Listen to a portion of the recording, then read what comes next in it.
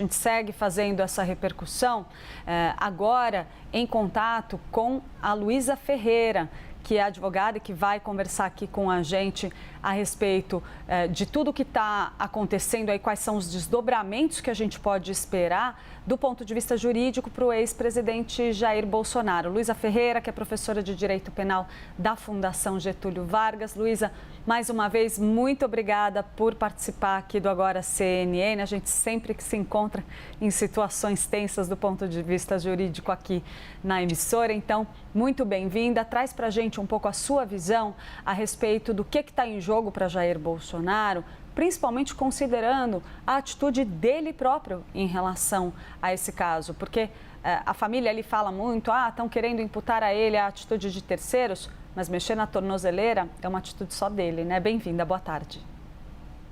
Boa tarde, Clarissa. Acho que essa prisão preventiva do ex-presidente Jair Bolsonaro é uma prisão de livro, né? É aquela que a gente ensina em sala de aula. Se a gente teve várias decisões controversas, né, imputações de abuso por parte do ministro Alexandre de Moraes, nesse caso, a gente vê uma prisão preventiva devidamente fundamentada pelo risco de fuga.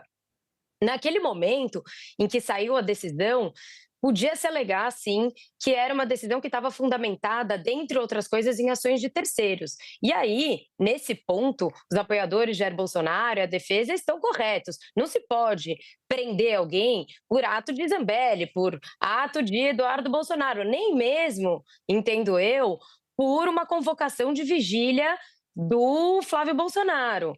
Porque até aquele momento não se sabia se havia ali junto qualquer tipo de participação do ex-presidente Jair Bolsonaro e pela lei, pela regra, a prisão só pode ser decretada por atitudes da própria pessoa que está ali sendo processada. Mas quando vem este vídeo, quando o próprio ex-presidente confessa que tentou à força tirar a tornozeleira, nesse caso, essa prisão vira plenamente justificada. Tem gente dizendo, pode ter sido um surto. Sempre pode, mas nesse momento, agora o ônus está com ele, com a defesa. Indício de tentativa de fuga houve. Uma fuga mal feita, que talvez nunca pudesse ser de fato efetivada. Para mim não me convence a história que teria, né, poderia ter uma vigília e a fuga ali no meio. Para mim não me parece plausível que se estivesse realmente com um plano, pelo menos não um plano muito concreto de fuga. Mas agora o ônus é do ex-presidente Jair Bolsonaro e de sua defesa. Em princípio, há indícios. E isso, como disse o Yuri aqui há pouco tempo, dificulta muito a situação jurídica do ex-presidente no que diz respeito a um pedido de prisão domiciliar humanitária. Vou então aproveitar, doutora Luísa, vou chamar o próprio Yuri Pita para ele fazer uma pergunta para você. Obrigado, Clarissa. Luísa, boa tarde, bem-vinda aqui conosco. Eu queria aprofundar essa discussão em relação do que você já mencionou, né? Esta alegação de aliados de Jair Bolsonaro de que ele poderia estar num surto, numa situação ali de crise de ansiedade e não plenamente, né, com as suas faculdades para tomar uma decisão a mais adequada. Como é que, e você mencionou, é o ônus agora que cabe à defesa provar esse surto e essas condições. Como é que, do ponto de vista técnico, jurídico, pode-se argumentar a favor ou contra esta situação ali de perda que seja momentânea da plena racionalidade a ponto de se tomar uma atitude que visivelmente vai contra as medidas cautelares que foram impostas a ele, esse dano tão visível no equipamento de monitoramento que é a tornozeleira eletrônica? Ótima pergunta, Yuri. Boa tarde. Nesse caso, a prisão preventiva ela está sendo decretada por uma tentativa de fuga.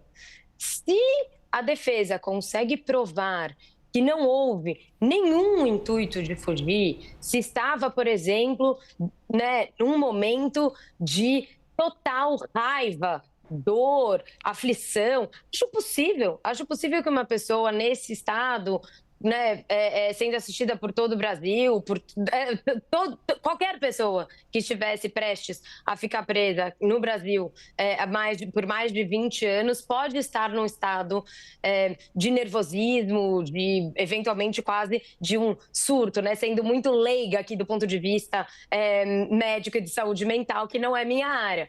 Acho possível. Agora, e se ficasse comprovado, por exemplo, tinha tomado diversos medicamentos, há um vídeo, por exemplo, que mostre que minutos antes ele estava ali falando, né, não falando nada com nada, algo desse tipo que eu acho difícil que apareça no processo, aí sim pode-se entender que não houve tentativa de fuga. Agora, em princípio, o que parece, nesse caso, quando a gente vê alguém colocando solda de ferro, tentando arrancar a tornozeleira eletrônica, prestes a ser levado a ser preso numa penitenciária para cumprimento de pena, com ali uma possível movimentação futura na porta da sua casa, tudo indica que era uma tentativa de fuga. Então, é possível provar? Estou aqui imaginando cenários bem, talvez implausíveis, mas sim, se provasse que não era uma tentativa de fuga, imaginando que pode ser uma situação estressante, eu consigo entender e consigo imaginar que é uma situação estressante para qualquer um, poderia se provar isso, mas tem que ser mais do que nervosismo, mais do que aflição. Teria que se provar que a pessoa não conseguiria, por exemplo, agir de acordo com o entendimento. A pessoa está completamente fora de si, não sabe o que é correto e não consegue agir de acordo com o que é correto. Então, exigiria uma prova de muita, né, não diria doença mental naquele momento, mas de uma perturbação mental muito grave naquele momento. E, desculpa, Clarice, só fazer um complemento rápido nesse quesito. Muitos aliados de Jair Bolsonaro estiveram com ele nos últimos dias e nenhum deles relatou nenhum tipo de percepção de que o ex-presidente estivesse com qualquer quadro de surto. Ao contrário, muitos deles falaram que está sereno, que estaria tranquilo, coisa do tipo. Esse tipo de relato, inclusive por meio de entrevistas, pode ser colocado no processo para esta avaliação? Tudo poderia ser colocado no processo para essa avaliação. Se surgir uma alegação defensiva, isso é colocado sob prova, né? Mesmo para os requisitos da prisão preventiva, a gente discutiu muito, né? Inclusive aqui na CNN, sobre prova da prática do crime, prova de que houve a reunião, prova de que houve uma tentativa de golpe. Agora, em relação aos requisitos para a prisão preventiva, também é uma discussão probatória, ou seja, estão presentes o risco à ordem pública, nesse caso, um risco à garantia de aplicação da lei penal, isso também é objeto de prova. Então, se for feita essa alegação pela defesa, né, foi dito aqui que a defesa vai se manifestar, a defesa vai ter que provar. E aí, da mesma forma que é feito no processo criminal, que apura um fato, uma conduta criminosa, poderia ser feita a contraprova. Por exemplo, o Ministério Público e a própria polícia poderiam dizer, olha, não tem nenhum indício de surto. E como eu disse, se no processo o ônus é da acusação, nesse momento, com tantos indícios de fuga, né, esse vídeo fala por si só, o ônus seria da defesa. Luísa, me chama a atenção o fato de você mencionar logo no começo da nossa conversa que uma pessoa não pode ser punida pela atitude de terceiros, mas um dos principais pontos das medidas cautelares impostas pelo ministro Alexandre de Moraes a Jair Bolsonaro, inclusive um ponto bastante polêmico, é a ideia de que ele estava se tornando alvo das cautelares, da prisão domiciliar, justamente por conta do uso de redes sociais por terceiros em seu benefício. Nesse caso específico, considerando a decisão que foi apresentada pelo ministro Alexandre de Moraes, no seu entendimento, existe essa mesma visão do ministro Alexandre de Moraes, responsabilizando o ex-presidente ou trazendo para o ex-presidente a imposição aí da prisão preventiva por conta das atitudes de Flávio Bolsonaro, por exemplo, que fez a convocação desse ato na porta da casa do ex-presidente, ou o foco está mesmo apenas no risco de fuga do ex-presidente? A decisão traz, Clarice, um conjunto da obra, né? Tanto que a questão da tornozeleira aparece lá no final, que para mim é a única justificativa plausível para a prisão. Acho que o ministro Alexandre de Moraes discorda. É difícil saber se ele entenderia que apenas a vigília seria suficiente, porque ele tinha também já a violação. Talvez ele não tivesse a confissão naqueles termos, eu não sei de que forma que ele foi informado, mas pelo menos na decisão isso não aparece, aparece só uma violação. Agora, discordo veementemente de uma prisão que é decretada por atos de terceiros, ainda que sejam os filhos do ex-presidente, a não ser que houvesse alguma prova de que há um conluio. Naquele ponto que você bem lembrou das medidas cautelares, das redes sociais, do uso de redes sociais, havia ali um indício de que isso tivesse sendo feito em benefício do presidente e talvez a pedido do presidente, que tivesse um conluio.